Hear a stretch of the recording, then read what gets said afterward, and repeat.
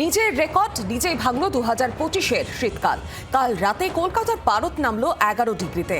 বছরের শীতলতম দিন হয়ে রইল বছরের শেষ দিনটি। কনকনে ঠান্ডায় কাঁপছে গোটা বাংলা। আরো বিস্তারিত ওয়েদার আপডেট নেব, সঙ্গে রয়েছেন সরাসরি প্রতিনিধি অয়ন ঘোষাল। অয়ন, গতকাল 11 ডিগ্রিতে ছিল তাপমাত্রার পারদ এবং সামনেই আর একটা রাত পেরোলেই হচ্ছে নতুন বছর। কেমন কাটতে চলেছে?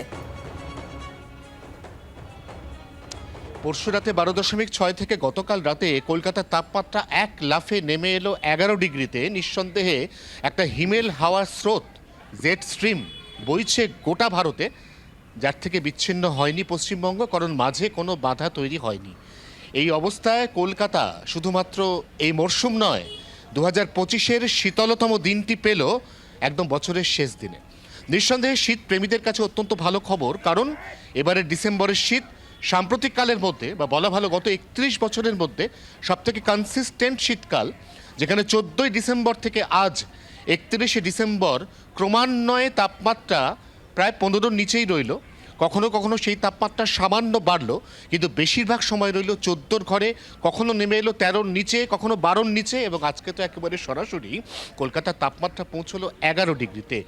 বছরের শেষ দিন আর কিছুক্ষণের মধ্যে গোটা কলকাতার মানুষ বেরিয়ে পড়বেন রাস্তায়। তারা বিভিন্ন দ্রষ্টব্য স্থানে ঘুরবেন, সপরিবার আনন্দ করবেন এই গোটা বছরের প্রাপ্তি অপ্রাপ্তি, দুঃখ কষ্ট গ্লানি ভোলার জন্য।